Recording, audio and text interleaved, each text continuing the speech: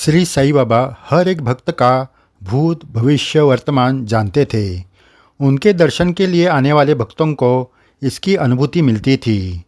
आने वाले संकट की सूचना बाबा पहले ही देते थे, लेकिन बाबा के बोल गूढ़मय होते थे जो सभी भक्त समझ नहीं पाते थे। चेन्नई से विजयानंद स्वामी शिरडी में आकर बाबा के सेवा में रहे थे। तब बाबा जान चुके थे कि उसकी जल्दी ही मृत्यु होने वाली है। इसलिए बाबा ने उन्हें धार्मिक ग्रंथ पढ़ने के लिए कहा था। उसके साथ ये भी कहा था कि सावधान, वाड़े में चोरों की संख्या बढ़ रही है, दरवाज़ा बंद करके रखना, नहीं तो चोर सब लुट कर जाएंगे। लक्ष्मी जैसी अस्थिर है, वैसे अपना शरीर भी नाशिवंत है, इसलिए मोह छोड़कर अपना कर्तव्य कर। बाबा के इस उपदेश को मानकर विजयानंद जी रोज़ लेंडीबाग जाकर धर्मग्रंथ पढ़ने लगे और एक दिन शांत चित्त से उनका शिरडी में ही देहांत हो गया। इसके बारे में श्री साई चरित्र के अध्याय 31 में आपने पढ़ा ही होगा। श्री साई सहवास में रहे अप्पा कुलकर्णी, इनको भी श्री साई बाबा ने पहले ही सावधान करते हुए कहा था कि चोर आएंगे और तुम उनसे लड़ोगे, लेकिन वो मनुष्य को अच्छी तरह परखते हैं, इसलिए सावधान रहे। कुछ दिनों के बाद शिरडी में महामारी फैल गई। एक दिन रात को अप्पा जी को उल्टियाँ होने लगी। पत्नी ने घरेलू सब उपचार किए, लेकिन उल्टियाँ बंद नहीं हुई।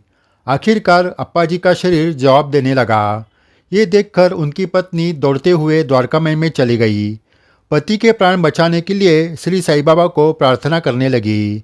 तब बाबा ने अप्पा कुलकर्णी के पत्नी को जो कहा था वो सभी साईं भक्तों को हमेशा याद रखना चाहिए। बाबा ने कहा, शोक मत करो, जिसने जन्म लिया है उसकी एक ना एक दिन मृत्यु भी होगी। जन्म और मृत्यु ये दोनों ईश्वर के कार्य है। यह कौन जीतेगा और कौन हारेगा? अगर तुम अपने जीवन की तरफ देखोगे तो तुम भी समझ जाएगी कि तुम भी इस अवस्था से अलग नहीं है। वस्त्र पुराने होते हैं तो वो हम फेंक देते हैं। उसी तरह आत्मा अमर है, वो अपने पुराने शरीर का त्याग करता है। उसे जाने से मत रोको, उसे जाने दे, क्योंकि उसने अपने जिंदगी का लक्ष्य प्राप्त किया है। वह स्वर्ग में ही जाएगा। अब वो मेरे सामने अपना वस्त्र बदल रहा है। बाबा के इस उपदेश से अप्पा की पत्नी शांत हो गई। वो घर वापस आ गई। अप्पा कुलकर्णी ने अपना देह छोड़ दिया था। शिरडी में आए हुए महामारी से शिरडीकर बहुत डर चुके थे, क्योंकि महामारी ने उग्र रूप धारण किया था। लोग मर रहे थे। तब सभी लोग द्वारकामय में आए और बाबा को शरण गए। उन्होंने महामारी रोकने के लिए बाबा को प्रार्थना की। बाबा ने कहा, इस महामारी से और 7 लोगों की मृत्यु अटल है, उसके बाद महामारी शांत होगी। बाबा ने कहा, वैसे ही हुआ। 7 लोगों के मृत्यु के बाद महामारी रोग शिरडी से गायब हो गई। साईं भक्तों, हम भी अपने आसपास लोगों की मृत्यु होते हुए देखते हैं।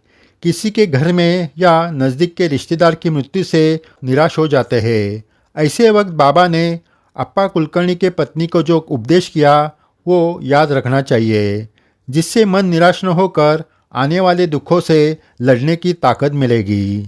जय साईं राम। साईं सागर चैनल श्री साईं बाबा की अनसुनी सच्ची घटना आपके सामने लाते रहेंगे। चैनल सब्सक्राइब किया नहीं तो ज़रूर करें। वीडियो शेयर करके अपने साईं बाबा की लीला सभी साईं भक्तों को पहुँचाए। ये साईं सेवा है। जय साईं राम।